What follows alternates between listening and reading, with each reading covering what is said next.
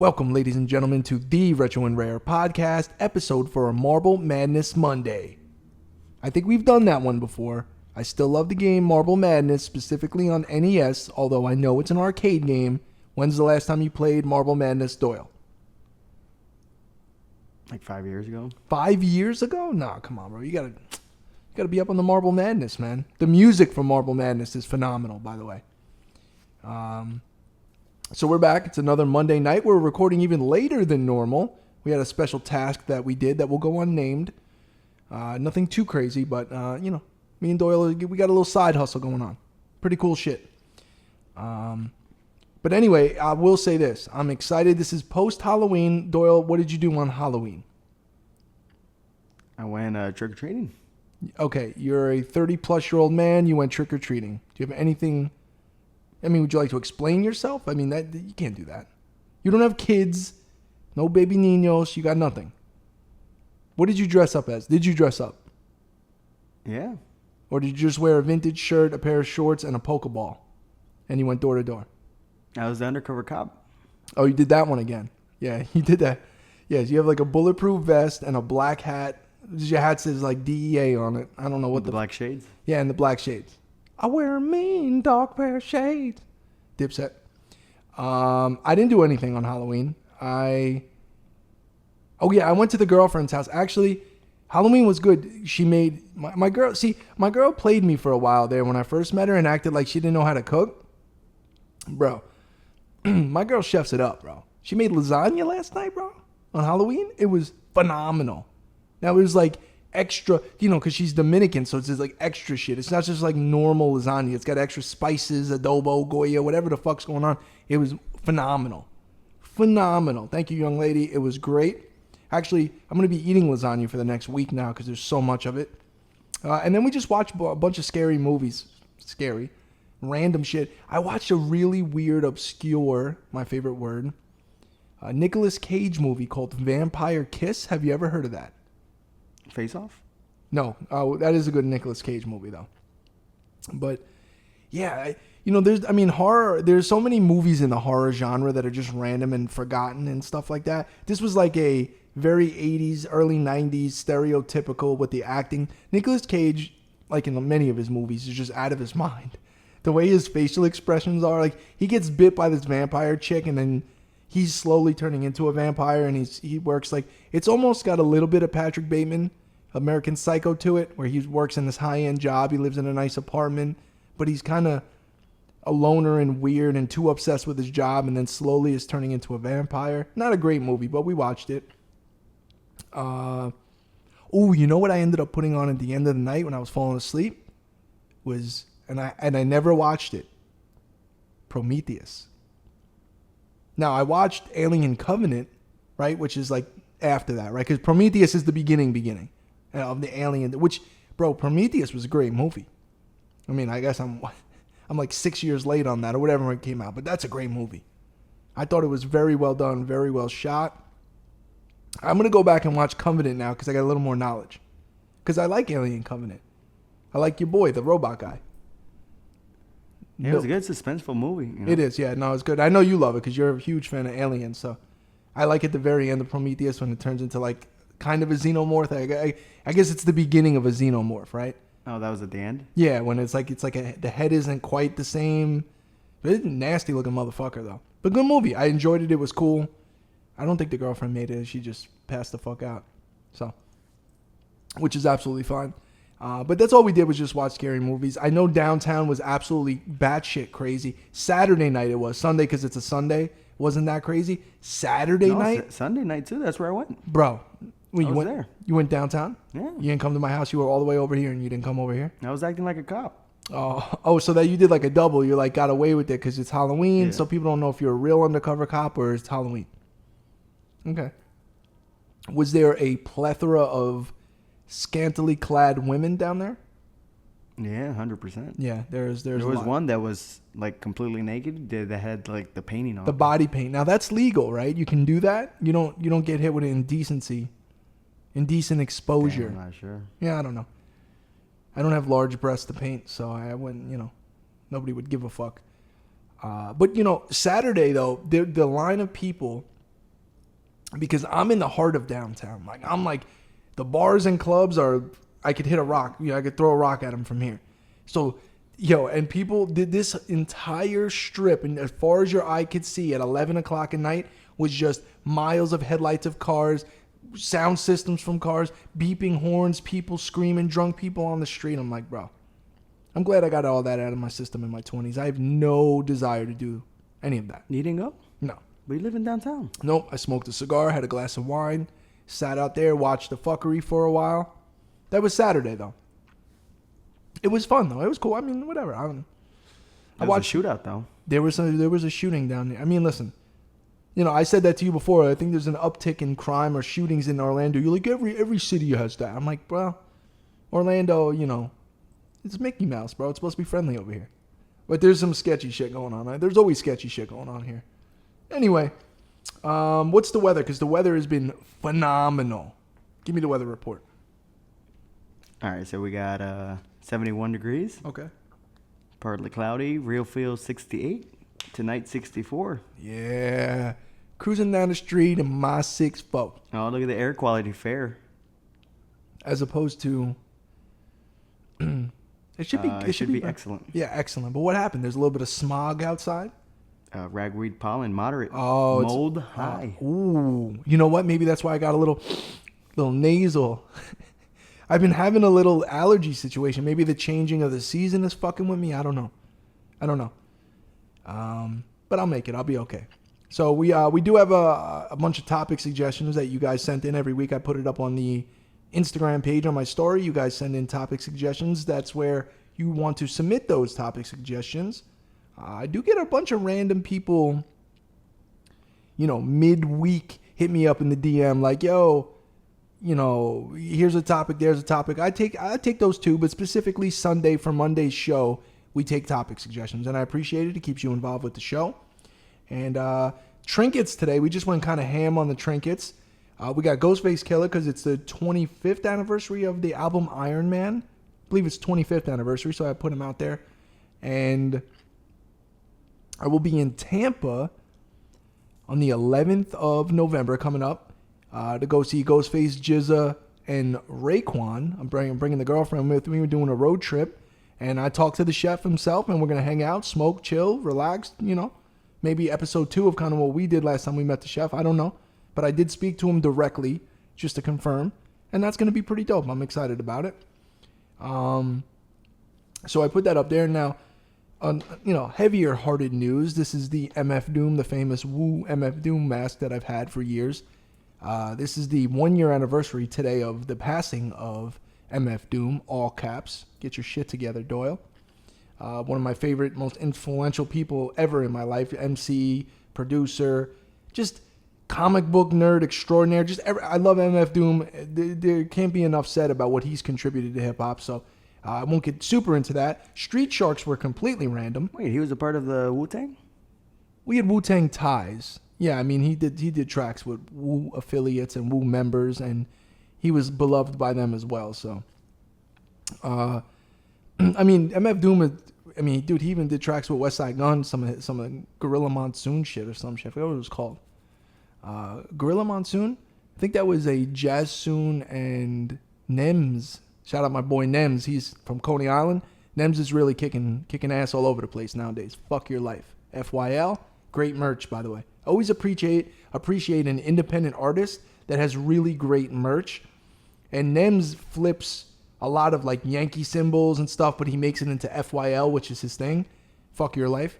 And it looks really dope. It's very New York, though. I know you're looking at me crazy. It's very New York. It's very in your face. It's very attitude driven, and I like it.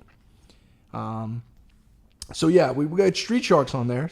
I don't know when the last time you watched Street Sharks was, Doyle, but I figured we'd throw them up there. Carnage hat because it's time. Just Carnage hat. Why not? What is that? A trolley? San Francisco trolley? The Rice-A-Roni trolley. Remember that? That's an obscure reference. You want me to take the camera and see what's up? Don't touch the camera. We were just somewhere where we were photographing things for 2 hours. I let you touch the camera. Okay? That was enough touching the camera to last you a lifetime. Now, we stationary. We need it for the show. Leave it alone. Trinket of Carnage hat. I just thought it was a good idea. I don't know. We get the Shawn Weatherspoons up there. I actually put these up for sale on my Instagram page. If anybody is interested in a size 9, I would say these are as close to DS as possible. I mean, look at that. I did put them on my feet. I walked around my apartment, but that is it. They come with all the laces. What do you think, Doyle? Should we let the cat out of the bag and give the price on the podcast? Yeah, I think so. Okay. I remember one day I sent an offer and somebody got pissed that I sent that offer. What? On what? What were you buying? A Pokemon card. Oh, but where did you see it? Just online? Or you're just saying you randomly? Yeah, like if I offer you $300 for that. I would get up out of this chair and drop kick you, sit back down, and calmly continue to do the show. Yeah, but why do you say best offers then? I didn't. Did I say best offer? I'm not offering anything. These shoes are $1,000 if you would like to own them. If anybody is interested, let me know. I will ship them directly to your home. But I'm not taking any less. I don't have to sell them, but I'm on some new shit recently, and I'll get into it. I have way too much shit. We've established that. But I have way too much shit that I'm also not utilizing. That is like these. They sit on the floor in my room and I just had to dust them off. Like this is not, I don't know what I have them for. I know I like them aesthetically. They're beautiful. And I've always said that. After a while, that kind of burns out and I'm kind of like, what am I doing? So what I'm doing is I'm skimming through the entire collection and most shit that I'm like, yo, I'm not feeling it like that. I'm letting it go. It's to your benefit. A lot of people, when I say your benefit, I mean the people out there. They're going to get an opportunity. I mean, you know me, Doyle. You know me for 15 years. I've never fucking barely sold anything. But I did get lucky. Shout out to my good friend Ed. He came through. I haven't seen him in a while. And he's a big collector. And he hooked me up with this dude, Jeremy. Shout out to Jeremy. Super nice guy. Owns his own vintage kind of pop-up shop. Side business that he does here in Orlando. And when Ed came over, realized I was looking to let go of some stuff, he called Jeremy up. Jeremy came over and like wholesale bought a whole bunch of those extra ridiculous shirts. If anyone's ever been on my live and seen the never-ending pile of mids that I've collected over many years of just going to the thrift, he needed inventory. So I did let that go. And I also let go of some big boy shit like my Maximum Carnage promo shirt. And the reason for that was, once again, it's an XL. It looks like I'm wearing a blanket on me. It just doesn't look right. And all it does is sit in that fucking closet. I'm over that. You know what? That's how the catacombs became the catacombs was I kept finding and buying stuff and then having no space. And then we used to put it away in drawers. And then like, what good is that doing anyone? Even as a collector, it's like, that's not. So I'm really narrowing down the shit that I love, the shit I'm keeping. And everything else is Crazy Eddies. Come on down. Not really Crazy Eddies because I'm not really looking to give shit away. Steals and deals? Steals and deals. I'm not really looking to like super give it away. I'm not looking to super rate people on prices. Fair market value for stuff. The more you buy, the better deal I can give. And that's how it's going to be. We are looking into creating a boutique shopping experience within my apartment here because it is kind of set up that way anyway, just by happenstance in the way that I set things up. It kind of looks like a retail store to begin with. So a select few people that are serious buyers are going to have the opportunity to come through, make by appointment. And I'm actually looking for this to be the steps or the foot into me opening a physical retail location. I figure we'll start it on this scale / do some sales online and then transition over. I'm not going to stop buying stuff, but I'm going to still go out and use my connections and my networking that I've used or that I've built over the X amount of years to acquire some rare, kind of off the beaten trail items that people might be looking for. And I'm going to try to offer them at a fair price, but add my own little twist and vibe about how you purchase it. Because I know we had, Ricky, the finance guy on, remember, whatever it was, a few months ago. And his whole thing was like, from a business perspective, he was trying to say, don't open physical retail right now. Online is where it's at. The overhead cost is low. But when you're dealing with vintage items, you want to touch it and feel it. And then also a lot of times, I tell people like they're buying me. Like, yes, you're buying these or you're buying this, but you're buying me. You're buying me as a salesman. You're buying me as a person. You want to support what I do. I'm taking any of the money I get to this. We're going to reinvest in the show, maybe use some of that money to go on a trip to do some content and search. And so we'll see what that unravels in the next couple of months here. But I am ramping that up and making it a priority for me. So, and then you're gonna get dragged into it, or whatever we got to do, because we got to fix all the switcheroos. Now, switcheroos, for people that don't know, I have about 3,200 video games, maybe 1,000 plus disc-based games in jewel cases, PlayStation, Saturn, long boxes, whatever. Back in the day on Instagram, when I used to take photos, if the jewel case was cracked, I'd be like, I want to take a picture of Marvel vs. Capcom 2, but my jewel case is cracked. So I take that manual out, put it in NBA 2K, because 2K's was clean. And then I'll take a picture and I'll throw it on the shelf. And now if you pick up Marvel vs. Capcom 2 and you turn it around, it's got Allen Iverson on the back. So we got to fix that. I can't sell somebody Marvel vs. Capcom 2 and then they get the wrong inserts. So we got probably a good 50 hours of doing that. I would say it's a rough estimate of time that it will take. You down? You good? You okay? This is a lot of discs. Yeah. Be careful how you say the word discs. You don't want to slip up and say dick, because then you might have said it's a lot of dicks, and then I'm not cool with that. That's why, you know where I get that from? Shout out my boy Dan Patrick. One time on SportsCenter, he was trying to, like in the 90s, he was saying that the dude on the baseball team had a bulging disc in his neck, and he was like, yeah, whatever his name was, fucking Don Mattingly is out this week with a bulging dick in his neck. And then he just looked at the camera and was just like, all right, well, bulging dick. So be careful with that, though. That's all I'm saying. It brought up a memory there, and I just wanted to see you proceed with caution, because you can't slip up. But it is going to take a while to do that, and we'll get through it, though, bro. We'll get through it. How much games do you have? There's a few thousand. Is it? But I mean, I don't think there's a few thousand switcheroos. I think there's maybe 100 switcheroos within the few thousand. But you got to go through them to find out. That's the problem. But no, I mean, really, if I'm going to sell something to somebody, I have to do the right thing, and I will. And I know it's all there. That's like torture for me, though. You should go through that. Yeah, you're a glutton for punishment, though. You're good. It's okay. You'll be all right, bro. We'll get through it together. I'm not going to compensate you in any way. I'm just going to use you for your labor, for my benefit, and then we'll move on to the next day, and you'll forget about it. It's fair. It's fair. Everybody wins. As long as I win, everybody wins.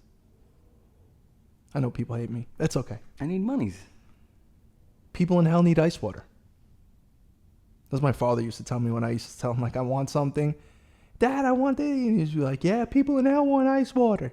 Or he used to say, spit in one hand. And, because I would say, Dad, I wish I had a Ferrari. And he would say, spit in one hand and wish in the other. See what you get first. I think I spit in my hand a couple of times in my life. But, I need to get the new OLED Switch. I thought you got that already. No. I don't think you need that. It's just a brighter screen. It's the same old Switch, though, right? Yeah. Same, yeah. Basura. Does it say that on the box? Basura. But anyway, all right, man. Well, why don't we hop into a couple of topics here? What do we got going on? I know we had I accidentally, I'll be honest with the people. I accidentally forgot to check my story post. I left Instagram alone for a whole day, which is crazy. I caught the first half, but then it deleted it because the post is only up for 24 hours. We still got a sizable amount of suggestions in there, though. What about when you go live, though? People talk to you. Yeah, but I haven't gone live in a while. Just read a suggestion. All right, so we got games collection. Okay. Indie games versus AAA games. I'm a AAA guy. I appreciate the little engine that could. That's the indie game scene.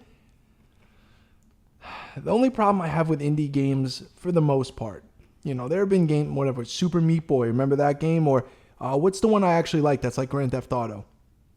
Hotline Miami, I think it's called. Is that correct? It's something like that. I believe that's it. Overhead view, old school like GTA 2 look, but it was very well done. See, a lot of times the indie games tend to go retro, and because it's easier maybe to program or go back to 8-bit or 16-bit, and it also gets the nostalgia going. I think a game that was, I don't know, actually I don't think it's indie now that I think. Was the game Hades made by an indie developer, or was that, I think it was, damn, I used to play it on PC a lot. But Hades was cool. Other than that, man, I can't lie, I'm a AAA guy. I like the big boy games. Yeah, Halo with the Bungie, or give me the fucking Squaresoft games, or Square Enix, that kind of shit, like Bethesda, like I like, But, the thing with those companies is they're a powerhouse, right? They're a cash cow. They have all the development money in the world with all the programmers in the world. The best talents want to work there. So you generally get a better product. That's not to say that independent developers cannot make great games. A lot of those before AAA titles, there were independent people that were making certain games. So, I don't know. I'm still fiending for like new gen games to come out, because when I see like a PlayStation 5 game come out and it's made by like, it's a $39 game and it's made by an independent, I'm just like, I'm still looking for the legacy titles and shit. Oh, which, dude, we're only like a week away or so of Grand Theft Auto coming out. The, remaster or whatever. You gonna get it? Oh, yeah. Digital or physical? Probably digital, because I'll just wait till midnight that night and I'll just go on there. Bing, bong, bong, bong. I don't know what's... I don't think my PlayStation 5 makes that sound, but I'm going to go with that. Because then I can just download it, boom, and I'm instantly going to jump right in. I don't know if I want to play it. I'm going to play Liberty City first. I'm going to do it in succession. Because you know what? I actually, one of my favorite memories was I was 17 when Grand Theft Auto 3 came out. And I wasn't quite 18, and my mother had to buy me Grand Theft Auto by, Liberty City. And man, when I got that shit home, put it in my PlayStation, my mind was blown from the very first second.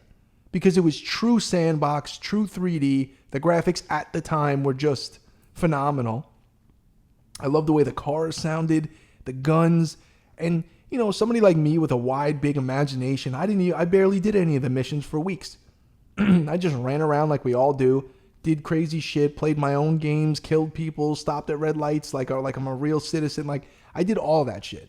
And then, of course, I eventually beat the game. And then when Vice City came out, it was like, oh my God, the vibe, the Miami, the soundtrack, the storyline, fucking Ray Liotta. I mean, just incredible. And then once again, San Andreas dropped, and it had everything that Vice City didn't have, and it was more of the West Coast flavor. But bro, to see this remastered like this, I'm with it. I'm always with a good remaster. Of course, I'm waiting for the full Metal Gear Solid remake, but we got years on that. So, but GTA is going to be dope. Anyway, thank you for the suggestion about indie games. Not a huge indie game guy, more of a AAA guy. Well, that is he talking about AAA developers or titles? I'm not sure what the question said, but either way, I'm more for the AAA stuff. I'm not gonna lie. I'm not gonna act like I'm some hipster and like, yeah, man, I'm really into the indie scene. I'm not. I like, just give me the big boy games, the big titles we're all waiting for, and I'm down. I'll always try. I'll say what, if you told me, yo, you have to play this fucking game, this indie game, I know, I'll try it out, but I'm not seeking them out. We'll leave it at that. Next topic. Yeah, but what about Metroid? Metroid was made by Mercury Stream, and they did good. Bro. Okay. All right, so we got Tony's Entertainment Systems. Is there any new hobbies that you'd look dope and you might consider picking up? Okay. I kind of understood what you said. Yeah, I mean, I don't know. New hobbies, man. I'm probably going to stay in my little niche hobbies that I've always been into, whether it's gaming, DJing. I'm really glad I got back into DJing. I used to be really big into graffiti writing, and I recently started kind of picking that up again, just as maybe a late night thing. I'm watching TV, I'm smoking, I'm chilling, music, just doing a couple of hand writes and stuff like that. Creating my portfolio again, which is fun.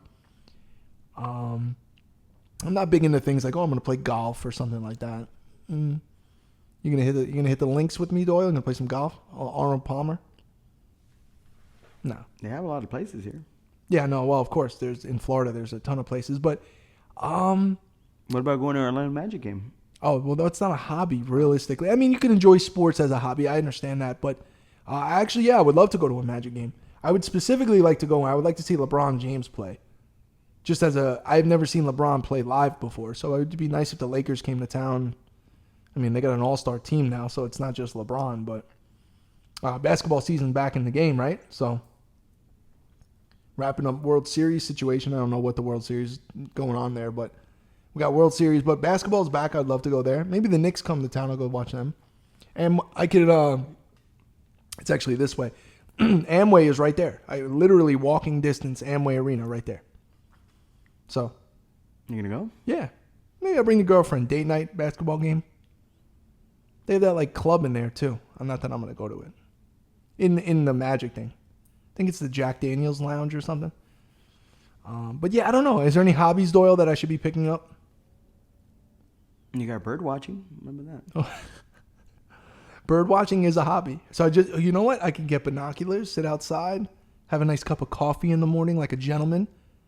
I don't know. How many are there rare birds out here in Central Florida, in the metropolitan area? I see them around. You got swans. Oh, there's a lot of swans over by the lake. Yeah, there is. All right, maybe I'll get into bird watching. Thank you. Thank you for the topic suggestion. Next topic. That's it? Oh. Yeah, I don't know. I know what other hobbies am I supposed to get into? I don't know. Well, you did the Lego thing, right? Oh, that was a fail. I paid $150, gassed me up on that Porsche fucking thing. I opened the thing and I'm like, wait, 1,500 pieces? The girlfriend, she's like, I told her, I said, babe, I bought this. We're going to sit down. We're going to do this. It'll be cool. Like, we could spend time. She's like, bro, are you crazy? I'm not dumb. We're both ADD as fuck. Like, we're not going to sit down and do a 1,500 piece fucking Lego set. I know. I mean, maybe, okay, hold on. Maybe I'm looking at it wrong. Maybe I should try. Just get, you know what it is? If I see some progress, I can get into it. It's just that initial, I looked at all those pieces and I'm like, what? Okay.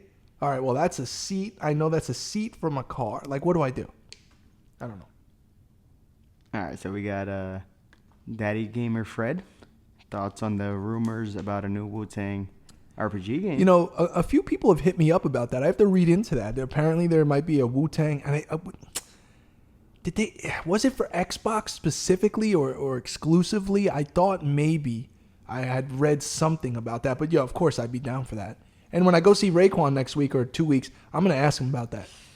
Yo, Peace, you guys got anything going? What's up to RPG? You like RPGs, Raekwon? Huh? JRPGs? What are you into? Yo, that'd be sick. Yeah, you know what I'm saying? I like Secret of Mana. Chrono Trigger is one of the best. Imagine he says that. Yo, Chrono Trigger, honestly, is my favorite RPG. He might like Shinobi. Swing swords like Shinobi. Well, there's a lot of Wu-Tang video game references. Raekwon specifically, Stomp You Like the Cat, Blanca. Yeah, there's a lot of references to games. You know, when they came up, I mean, the mid-'90s was the gaming mecca, like Super Nintendo and Sega Genesis. Obviously, the Biggie line, Ice Cube, playing that Super Nintendo. There was a ton of references to those systems back then. Speaking of Ice Cube, if I'm not mistaken, maybe my brain is this malfunctioned. Didn't Ice Cube do a advertisement for Sega Saturn? I'm almost positive. He was involved in the ad campaign. I don't know why I think that. And man, if there's an Ice Cube Sega Saturn vintage promo tee, shit, you're mixing the rap tee with the... Yeah, head for Saturn. Damn. So dude, what is going on inside my brain that I have that kind of just random knowledge just there? My favorite game on the Saturn was Dragon Force. That's from Ice Cube? Yeah. God bless him. 1994. God bless him. And mama cooked the breakfast with no hog. I got my grub on, but then pig out. Yeah, bro, today was a good day. This is one of the top 10 at stretching maybe, but it could be a top 10 hip hop track of all time. But I knew it. Ice Cube had something to do with Sega Saturn. There's probably a lineage of all rappers that were involved with games. And then your boy, who was it? Slim Thug or Paul? Oh yeah, Slim Thug, yeah. Blowing on that endo, GameCube, Nintendo. 5% tint so you can't see up in my window. I respected that. You just like Paul Wall there because he says, I got the internet going nuts. That's all you like. That track is hard though. Still Tippin' is a hard track. That beat, that shit is fly. Not usually my style of rap because it's more, that H-Town, laid back, chopped and screwed, not really overly lyrical, but the vibe is dope. And I was certainly bumping it back then, for sure. But yeah. We could do a whole show just on video game references and hip-hop. Maybe we'll do something like that. All right, give me another topic. What we got? No, that was a good one, Ice Cube. All right, so we got Cobra Kai. Okay, respect that. rental store memories. Ooh. So there was a movie store, and I've told this on the podcast many of times, but it really is that important to my childhood that I'll rehash it. There was a rental store. I grew up in Nassau County, Long Island, Massapequa to be specific, called Movie Land USA, and it was on, am I bugging it? Is that Hicksville Road? It doesn't matter. By Phil's Pizza. There's like 3 people maybe that watch podcasts that will know this, but every Friday night, we would go there. My father would take us there, me and my friend, or a group of friends, because I'd usually have sleepovers at my house on a Friday night. This is like 1st grade through 5th grade into middle school, not quite high school, but middle school. And my father would let us rent like 2 movies and 2 games, you know. And this was a mom and pop. Matter of fact, the guy who owned the rental store was a paraplegic guy that went to my high school. Obviously, I was way younger, but he had a track and field accident with a pole vault, and he became paralyzed. And I just always remember walking in there, and they had the old school popcorn machine there, and it was always making popcorn. It smelled like popcorn. It was free. It was free. When you rented movies, you just got a big bag of popcorn. You could bring it home. You know, old school shit like that, which was great. And going there on a Friday night, man, and I remember going to pick out Genesis games, PlayStation 1 games, and just looking at the cover. I always used to describe on the old podcast about, you know, I didn't look it up on YouTube and see if the game was cool. Just grabbing it off the shelf, going, what is this game? It looks cool. Reading the back and just going, yeah, this is going to be dope. And then giving it to my father. We'd rent it on the way home. I remember flipping through the manuals on the way, because they would give you a manual in the rental case most times. Sometimes not, but the manuals, I remember like it being at night and not having a lot of light in the car, and we're only like 2 minutes from home, but I'm like eagerly flipping through, trying to like read with the street lights like what the game's about. Like that's how excited I was about it. And then I'd go home, we'd eat pizza because Phil's Pizza was next door. We'd always get Phil's Pizza. After that, boom, down to what we called the war room, which was the basement. And me and my buddies would stay up till fucking the sun came up playing anything. You know, Need for Speed. I had some great memories renting Need for Speed and just loving the car selection and being in the cars when I was a kid and trying to unlock different cars. And there's many games. One of my most famous memories of a rental store was renting Metal Gear Solid, the OG Metal Gear Solid. Matter of fact, Hypebeast did an article on me 2 years ago now. If you go on Hypebeast website and type in retro and rare, they did an entire spread. You took photos for that, remember? Yeah. We sent it into Hypebeast. That was a great thing. And they did a whole interview with me, which would have been in person, but I wasn't in, they thought I lived in New York and I was in Florida, and they actually came back and said, you know, at first they weren't going to do the interview, and then they decided they wanted to do it, which was really cool. It was a great experience. But I explained my love, because Metal Gear Solid is my favorite video game of all time, and how it had such an impact on me that I rented the game, and the rentals are usually for a week. 4 days into the rental, I was progressing through the game, and it impacted me so hard that I returned my rental early. The guy at the store didn't understand why I was returning my rental early, and I rode my bike all the way up Sunrise fucking Highway, got a fucking an official copy from Funko Land, and actually it was Hempstead Turnpike. It wasn't Sunrise Highway. There was a Funko Land on Hempstead Turnpike, and I got my OG copy. I bought it, and I beat the game that way. But I still have that. I still have that. My Metal Gear Solid is my OG. Yeah, from when I was a kid. And that game blew me away. But it all started at Movie Land USA when I rented it from there. Not only that, we also used to rent Faces of Death. Were you familiar with Faces of Death, Doyle?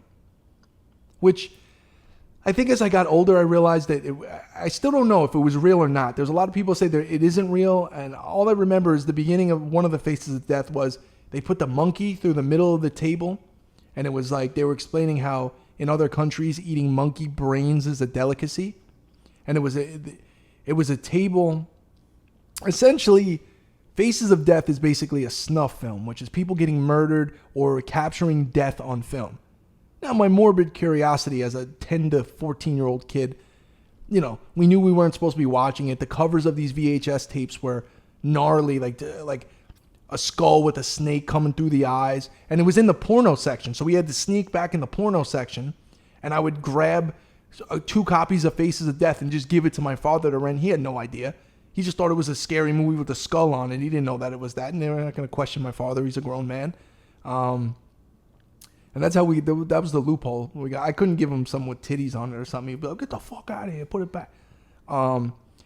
But yeah, so anyway, they put a little monkey, his head through the center of a table, and the people that were sitting around the dinner table would take turns with a mallet hitting it on its head until it seizured, and then they would cut it open, sort of like Hannibal did to Ray Liotta in Hannibal, and then just eat the brains like that.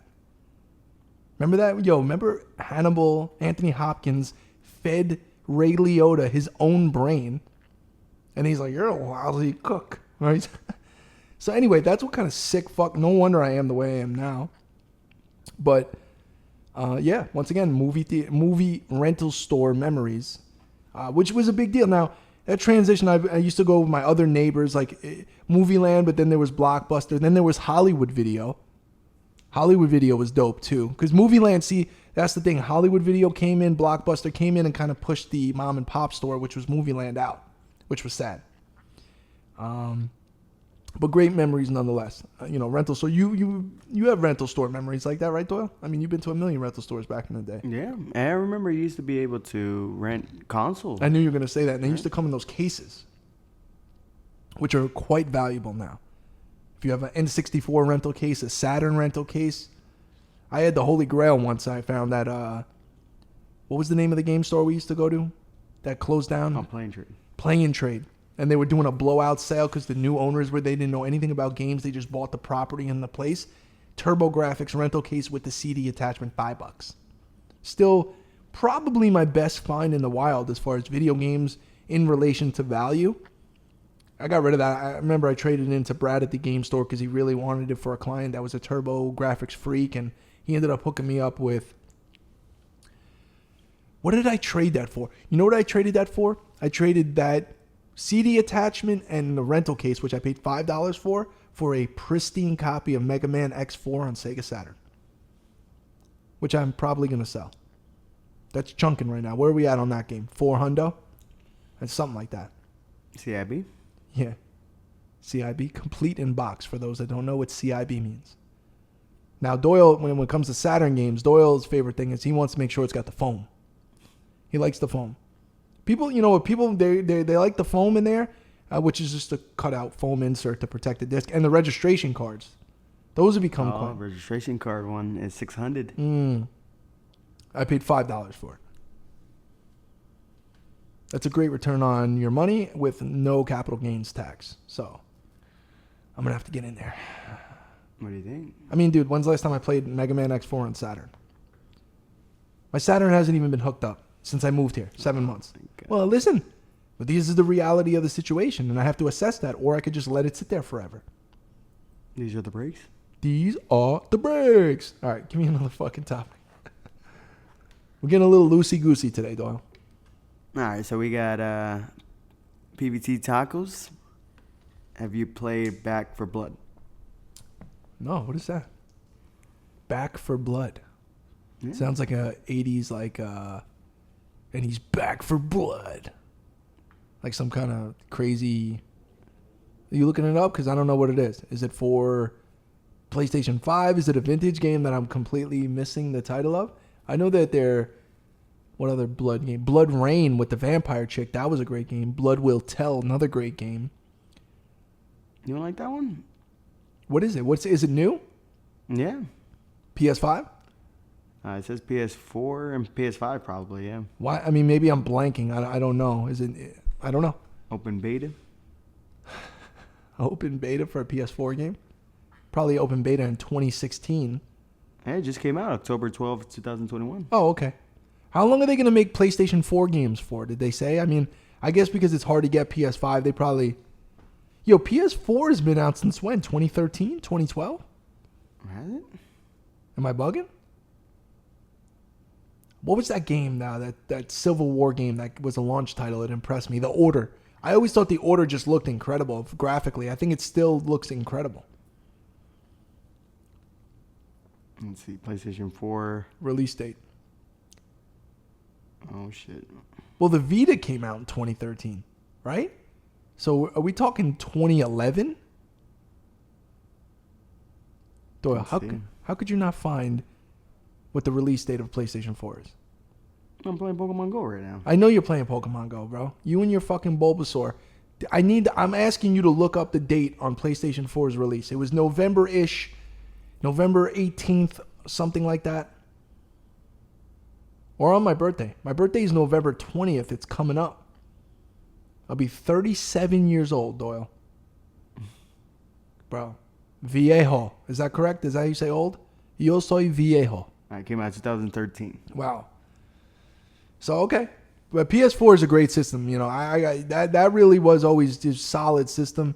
I remember getting my PS4 Pro and being thoroughly impressed with it. I still have it. That thing's a workhorse. I've beat the shit out of it as far as just hours logged and leaving it on all night and ridiculous Gran Turismo situations on that thing. Which, once again, I'm still patiently waiting for Gran Turismo 7 on PS5. Polyphony Digital, if you guys would like to speed it up a little so your boy can get on the racing sim. I bought the racing sim specifically for that title. It would be nice. Yeah. Now, some people are bitching about the PS5, how the games are like. It's just the not amount it. of games are like. It's terrible, underwhelming. bro. It's terrible. You know, I'm glad I got the system. It is a nice system, but bro, it's a paperweight. I don't do anything with it. Every once in a while, I'll go on the PlayStation Store. I'll go, what came out? And there's like next to nothing. There's a couple racing titles like the World Rally Championships, but then I buy those and I don't play them. You know, I enjoy playing like the MLB The Show, and NBA 2K22 is actually really good. I told you that's the first time I bought a 2K game in a long time. It's a great game, but it's like I need the big boy titles. I know there's the Battlefield game. There's a couple of those that are on the horizon here. The holiday season, they're going to ramp it up a little, but I'm over here. I need some new games, bro. Well, Far Cry. Far Cry 6, right? Yeah. Is that out yet? Oh, Yeah. Oh, okay. Okay. That's a new title I might want to check out. Yo, remember we used to play Far Cry 2? That game was great. The multiplayer online, it was kind of like Congo. That one was like in the Congo or something. There was a lot of like tribal I think stuff. this one's similar too. Yeah, I'm gonna check that out. I might get into that. I've been looking for a game sort of like that with a little bit of depth I can get into. I'll have to check it out. I don't know. All right, what we got? Any more topics? What's going on? All right, so we got this was a JP Dougie's. Okay. He's saying that there's Matrix conspiracies. So the new Matrix, the corporation that Neo works for is called Metacortex. And that's saying that Facebook. changed its name. Okay, To so Meta. what would be the conspiracy there, though? That they're just doing brand, like they're trying to hypnotize you with the brand name. Yeah. Like they're basically the establishment, you know. So and they're doing all kind of weird shit. So like I saw your boy Zuckerberg or whatever his name is talking about the Grand Theft Auto San Andreas on the new Oculus. They have a full on VR San Andreas coming out. He was like, and I'm just thinking like, so you're just promoting violence and death now? I'm so confused. Like, are you guys? It just feels like a weird thing to be like openly promoting that because like, I don't know. I'm not against violence in video games. I don't think it like severely impacts people's thought process and sensitizing to violence and stuff. But like, it just feels weird that he himself, as the CEO, billionaire, like, let me promote. Hey, we got a Grand Theft Auto San Andreas like coming out, and why is it San Andreas? You know what? I'll be honest. VR to me I never got over that hump with VR. I know now with the Oculus 2 and a lot more space and it's wireless and it's not so cumbersome, but I mean, we had a couple of really good times playing the VR with the PlayStation 4. Remember when I got it, we played the horror game with the guns, and Gran Turismo Sport was kind of cool. But anyway, I'm getting off topic with the conspiracy with the Matrix and that. Yeah, I guess so. I mean, what are the chances that it was the same? But really, I don't know. So, like, Facebook had a rebrand, essentially, because they kind of wore out the Facebook name. I don't use Facebook. You still use Facebook? I don't use Facebook. I use Instagram, which it's owned by Facebook, if I'm not mistaken, right? Yeah. No, but he also said that Neo's expiration in the original Matrix was 9/11. That's sketchy. 2001. You know how I feel about 9/11. There's a lot of fuckery going on. We don't have to get into it in this show. We've got into it before. There's some fuckery going on with 9/11. I think that people just have accepted it and they can't do anything about it, so they kind of just let it go. But yeah, 9/11 is sketchy shit, bro. For sure. But I don't know anything. I haven't checked out the new Facebook or Meta or whatever it's called. And you know what? When does the new Matrix movie come out? And Christmas, I think. Okay, cool. Still haven't seen the Venom movie. You know, I heard from a lot of people it sucked, but then your boy Ed, you know, Ed was high. He was high on it. He's like, bro, it's an incredible movie. Now, he's a huge Venom fan. I still need to see the movie, so I'll get there. Don't come at me crazy because people are like, you're the Carnage guy, bro. You know what's going on? All right, bro. Mira, cámate. I'll get to it. No, then he sent me Boston Dynamics. They're working on little baby robots that do different shit. Boston Dynamics, like that's a big company. What? Oh, you know, I think in the next a robotic dog. Yeah, 3 to 5 years, we're gonna start seeing in-home robots really come to fruition. iRobot, which is man, what a great movie iRobot is. I remember iRobot came out, I was blown away, and then when it came out on DVD, I used to watch it religiously all the time. Will Smith did a great job. The aesthetics in the movie is great, and plus my favorite thing that I still use to this day, which was what was the name of the robot? The special robot, I forget her. It was a girl, right? I forget the name. But what was whether it was my mother screaming at me or my girlfriend now screaming at me, I use the same line. Oh, I'm detecting elevated stress patterns in your voice. So when I'm getting yelled at, I say that and get people way more mad. And then I also say, my logic is undeniable. That's my other line from that movie that I use because it's true. In most cases, my logic is undeniable. And if you're yelling at me, I'm going to say, very calmly, I'm going to say, I'm detecting elevated stress patterns in your voice. I got to. But iRobot, man, what a great movie. I was so cool, man. I loved it. The CGI was done so well. The fucking cars, those Audis, bro, sick. Just a great, it still holds up. It's great. I mean, it's not like it's made in 1982, but it still looks like a great movie. And that could happen, right? I mean, we're getting close to that shit. Well, Alexa's basically that. Yeah, I mean, yeah. And that shit's listening all the time. I mean, it's just the ads you get we all do it though. The ads you get on your phone based on what you talk, it's crazy. I mean, it's such random shit that I'll talk about and then I'm like scrolling through Instagram like, motherfucker. But hey, that's the world we live in. We've given up privacy for convenience, and for the most part, it's a good trade. I understand the concept of people that gave up, we give up all this information. The problem was we didn't realize that the companies were going to monetize just our information the way that they have. So now we kind of feel slighted where it's like, motherfucker, you just got my name, my address, and my email, and you're making billions. You can't cut me in on a deal. I can't even get a coupon on the thing I'm buying. But hey, nobody knew that it was a hot commodity. Information. Oh, that's Wall Street. Isn't that Bud Fox? Information. It's the best commodity I know. That would be Gordon Gekko saying that. But shout out Charlie Sheen. Shout out Martin Sheen. And then Emilio Estevez, right? That's the other brother that always throws me off. Am I crazy? Right? There's another brother? Oh, man. Don't get me started with this shit. I don't know. But yeah, okay. So that was great. We have another topic or what? Did you have a cool article that you found? Sometimes you scroll through and you find some random article that you like to bring up to my attention.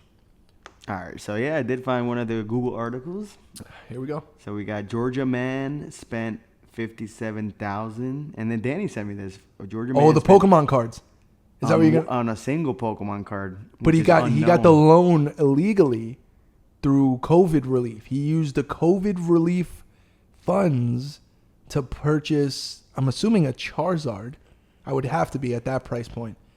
I mean, there were probably other Pokemon cards that are worth that, but $57,000. Well, $57,000 would be like the first gen Charizard, but like a low grade, right?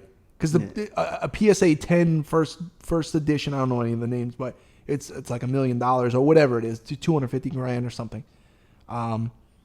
There seems to be a lot of people that have used, whether it's PPP loans or whatever the fuck, to a lot of people got arrested. They started buying Lambos and dumb shit. It's like, I mean, if you're going to scam that shit, just at least do it smart. But I mean, don't buy anything. Yeah. Robert De Niro in Goodfellas, when I told you, don't buy anything. You come here with a fucking Cadillac. I mean, It's under my mother's name. Well, I don't care where you got it. You gotta bring it back. He came with the mink coat. Remember how happy the dude, that was probably his gumad. He bought her a mink coat, and she walked in, and she took it the way she took it off, and then he immediately was pissed off. Like, what? But then again, they did a Lufthansa heist. They just got millions of dollars, and these guys were blowing money. It's in my mother's name. That's the same thing with this guy. Yeah, well, that guy should have put in his mother's name. I mean, you gotta if you're gonna scam and you're gonna scheme, you gotta learn how to do it right. There's loopholes to everything in life, but you gotta do it right. You gotta get away clean. Robert De Niro. Also, Robert De Niro in Heat. In 30 seconds, bro. If within 30 seconds, if you've got a feeling, you gotta walk away, no matter what it is. Ended up getting him killed though, but At least he bought a Pokemon card. I respect that. Yeah, $57,000 for the Pokemon, but he's in jail now. I think he's fucked. I guess they traced it back. I mean, imagine you just get the... Yeah, FBI, yeah, how you doing? We saw you took this loan out for COVID relief, and you bought a Charizard with it? Now, can you... Imagine he was able to flip it and be like, yeah, but it was part of the COVID, I don't know. Not a bad idea, though, because he could have made... It was already free money, and then he bought it for that, and maybe it appreciated, then he flipped it, then he washed it, and no one knew what happened. I just want to know which card it was. Yeah, I don't know. Yeah, think of the mindset of that guy. He went through all the loans and all this shit, and he just he didn't buy anything else. He didn't fill up his car with gas. He didn't go to fucking the Gucci store. He didn't buy a Rolex. He on eBay or something and just was like, buy it now, free shipping, $57,000. You know who really made out on it was the guy who sold it for $57,000, because you can't take that money back. The other guy's in trouble, but you can't take his money back. $57,000. Hey, God bless him. I'm happy for him. So what do you think? Would you do the same? No. I operate on a legal level, above board. I'm by the book. No. When do you ever know me to scam or scheme anything? Well, what about your fire alarm? That's going to be a problem. So let me explain something here. When I first moved in here, it reminds me of New York a lot. A lot of people in New York, you go to their house, they get the beep, the fucking fire alarms. Nobody changes the fucking batteries. I can't do it. So instead of me just being a normal human being and getting a new battery, I would jump up on my couch above the Michael Jordan picture and push in that fucking button just to shut it up. And then for some reason it wouldn't shut up, and then it would do the reset alarm at 3 a.m. Dan, dan, dan. So one day, a few months into moving here, woke up 4 a.m, pissed off, jumped on my couch, ripped the thing off the wall. I thought I threw it in the closet. And there's a blank spot in my wall where there was a fire alarm there, a smoke detector. I didn't pay anything. I still don't care, whatever. Well, I get an email today and a note on my door saying, hey, we're doing forced entry into all apartments, the annual fire inspection. I don't know what's going to happen. I mean, I don't think I'm going to get evicted because I don't have a fire alarm. I'm just going to play stupid until somebody watches this, which my girlfriend claims. People watch, you snitch on yourself. Oh, whatever. If someone in my building is watching this and you want to snitch on me, I don't have a fucking fire alarm, okay? Fire Marshal Bill's going to be pissed. Howdy, folks. Going door to door looking for fire safety hazards. That's what they're going to do. Mind if I give your place a look around? It's free. And then I'm just going to say, yeah, come on in. No problem. And then Fire Marshal Bill's going to look around and he's, uh-oh. This is a potential hazard. Let me show you something. I know. Fire Marshal Bill's going to get me on Wednesday. And then they said something about I have to take my fire extinguisher, which is under my sink, and I have to put it outside my door by 9 a.m. so they can inspect it and recalibrate it. Hey. I guess I respect it. Now, I hope they don't say anything like in here is a fire hazard, right? Arcade machines, my whole DJ setup over there, the game room. Yeah. I think I'll be all right. If not, I'll just finesse them. You know what I'm saying? I'll sweet talk them. It'll be all right. Should be all right. Yeah. What's worst case scenario? They're going to tell me I have to replace that. I'm just going to play stupid and be like, ever since I moved in here, I called down there and I don't know what happened. Yeah, but what about if they watch the podcast? Well, then I appreciate them watching the show, and I'm a liar. I'm a lying sack of shit. I don't know. I mean, I'm assuming what's worst case? They're going to charge me $50-$40 for it? I don't understand. I don't know. Pray for me, people. Pray for me. It'll be all right, though. I think we'll get through it. All right. Is there anything else there on the docket? We got any other suggestions left? All right. We got a couple more topics. All right. So we got Puppy Diaz. Okay. Any memorable fighting game matches? Well, I used to play Marvel vs. Capcom 2 competitively. Like underground competitive, cash games, fist fights afterwards, crazy shit happened, people didn't pay up. It got a little gangster. It got kind of crazy. I've had some really memorable... and, I'm not a spam guy. I know you could spam people. You could glitch people out in those games.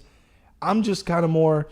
When I play, I'm not very technical, but I'm very flowy. I'm good with the... People hate me. What is my nickname in the fight? Oh, Jumping Bean.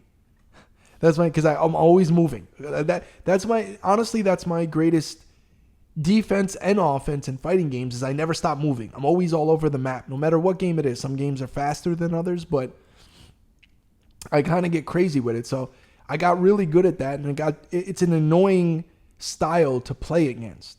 And that's kind of where I got my skill from that. So Marvel vs. Capcom 2 was really the peak of like competitive. I never went to any official competitive shit. And those guys, for all I know, would beat my ass. I never really lost in that game. I'm going to be honest with you. I never really did. I always claim Marvel vs. Capcom 2 and Virtua Tennis. Those are two games nobody can fuck with me in.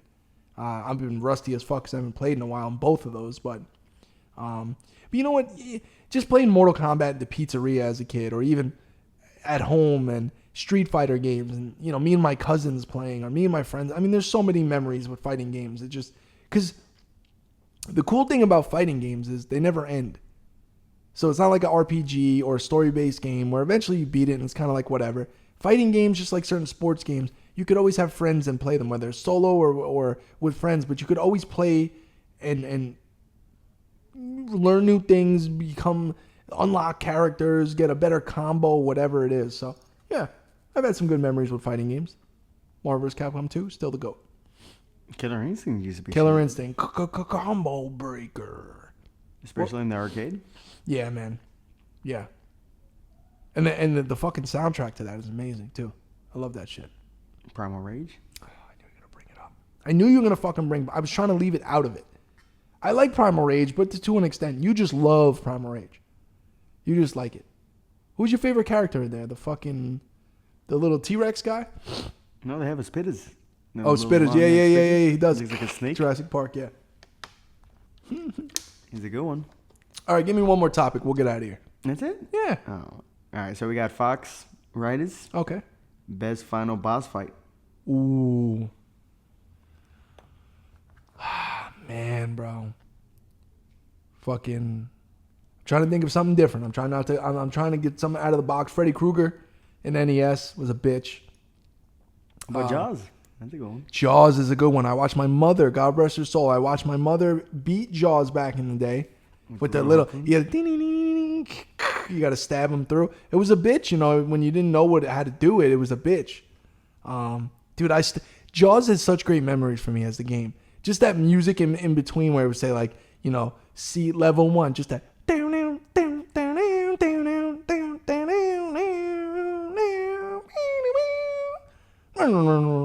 And then you'd go underwater. You'd always have the ship above with the bombs. You'd try to use it as much before the little jellyfish got your boat. Or Jaws came through. Choo, choo, choo, choo, choo, choo, choo. Because, you could take chunks off Jaws' life with that fucking thing. Otherwise, you have to keep leveling up your harpoon gun, keep going back to the docks, back and forth, and you'd level up. But I watched my mother beat that, and I was so hyped as a kid. And then the little plane flies over the beach at the end. Yeah, bro. So that was a good one. Yeah, Jaws. Metroid, NES Metroid. That was a good one. Well, I just beat Metroid Dread. The boss at the end was good. I heard that there were some real hard things in that game as far as, like, you really had to look it up online because it's like, what the fuck's going on? No, I was able to beat it without looking it up. But yeah, that game, I'll give it credit. That game looked really good. It's good. Yeah. Final boss is good. Yeah. And Castlevania has some good final bosses. Yes, Castlevania for sure. Yo, the Castlevania game on, what was it? Like the PS3 one, they like remade it and it was just like graphic and epic and God of War like. God of War is another, oh my God. God of War had some incredible boss fights. I was going to say, I'm looking at Shredder, Turtles. All the Turtle games have some amazing bosses, but it's more like we already know who they are. Turtles in Time. Turtles in Time. Bebop and Rocksteady. Turtles arcade game too. Oh God, the Turtles on NES, the water levels and shit. Terrible. What other bosses did I like? You got Metal Gear Boss. I know. I was gonna say Psycho Mantis and all that shit, but I always say that. Sniper Wolf and Revolver Ocelot. Mortal Kombat bosses were good. Yeah, when Goro and Shao Kahn in like the first Mortal Kombat, I was like, oh my god, like it was just the feeling of like this is a boss. Like that was, Punisher's. I was actually just out of the corner of my eye. Punisher's a good boss fight at the end. That Kingpin, right? Yeah, in the office building on the top floor. That's a good one. Streets of Rage. I was like, Streets of Rage, man. What a sick. They perfectly captured that 90s vibe, And the thing was back then they weren't capturing any vibe. That was like, that's what it was. But looking back on it, the music, the attitude, the fashion, fucking Streets of Rage 2 specifically is my shit. Now the cover of Streets of Rage 3, sketchy. The artwork on the cover, if anyone doesn't remember, look up Streets of Rage 3 artwork. Not very good. All right, was there any wisdom you'd like to impart on the people, Doyle, before we get out of here? This is your opportunity. You fail every time at it, Doyle. You just don't have you got to get the knowledge, bro, so you can help these people. They're waiting for your knowledge, man. Well, Jeff Bezos said to always be yourself. Okay. Well, Jeff Bezos is, I was going to say he's worth, whatever, he's $200 billion. They say that Elon Musk is on his way to be the first trillionaire. Trill with a T, 1,000 billions. Keep in mind, ladies and gentlemen, $1 billion is $20 a second for 30 years. Just to put it in perspective. Now we're talking about trillions. What are we doing? Elon, hook me up, bro. I need something. You got to cut me into something. Hey, you take this podcast to the next level, right? Yes, with $1 trillion, we can do some marketing. But you know what? What it is he's just a step away from. He does another huge space thing. He finishes those tunnels. I mean, this guy is just on fire, bro. He's got the solar panel, right? His kids are named like C3PO, whatever his kids' names are. I mean, he's killing it, and he's always so just chill and calm. I know you love when he smoked weed with Joe Rogan. I know that was your favorite thing ever. But you don't like these guys sometimes driving Hondas and shit. That makes me upset. Yeah, I often rant about that. If you're rich, I mean really rich, like, you know what? You have an obligation to blow money on dumb shit. Like, you're not allowed to have, like, Bill Gates it killed me. Like, he would always brag about how he drives a Volvo and he wears his bullshit sweaters. It's like, then, brother, just give all your money away, which in Bill Gates' case, he does philanthropy. How do you say that word? Philanthropy? How do you say it? It's a tongue twister for me. It means somebody who uses their wealth to help the world. Philanthropist? Yes. Oh. Like, he claims his kids aren't getting no money when he dies, which is bull. Oh, you know what? We're gonna stop that right now. Shaquille O'Neal, shame on you, bro. Oh. I don't like that he says that shit because it's bullshit. What did he say? He said, my kids always tell me, hey dad, we're rich. I say, no, you're not rich. I'm rich. Like, okay, bro. Okay, can I? No, just Shaq. Yeah, that's kind of whack. Your kids are living fine. Well, I understand what he's saying, and he's right in the value idea of like, I had to work super hard for everything I have. I'm not going to just give it to my kids. But you know what? Yes, you are, motherfucker. Yes, you are, and you do. Your kids still live with you in the fucking 17,000 square foot house. You still, instead of a Bentley coupe, you bought your son a Charger. Like, okay, cool. But what does his pension, his trust fund look like? I mean, come on. And look, I have no problem with it. I think it should be. Like, you work hard to provide for your children so they never have to do that. It doesn't mean that they got to go work at McDonald's just to show the value of $1. No, the benefit would be if you're Shaquille O'Neal, you could look at your children and say, listen, what is your passion? What makes you super happy in life? And when they find that, then he can finance what their maybe it's fashion, maybe it's gaming, maybe it's working on cars so his son gets his own garage. That's the benefit of having that kind of money. You fuck school, fuck college. You don't need to do all that shit. Just go directly after your passion, which a lot of people don't have the opportunity to do. So, Shaq, cut that shit out, bro. I don't want to have to money making Mitch. Like he sold drugs, bro. Yeah, he's both ours, little man. Yo, that's yours? No, it's both ours. Well, that was somebody who came from nothing, that got a little money, bought a dirt bike, brought it back to the hood, and he was proud about it. Yeah, I understand that. And that's cool. Money making Mitch, Mekhi Phife, he was sharing shit. Paid in full, great movie. All right, well, I think we'll get out of here on that. I appreciate the topic suggestions. I know I keep saying it every week, but we do have merch coming out and we do have new content coming out. We're just working through some things. We'll get it out to the people. Until next time, peace.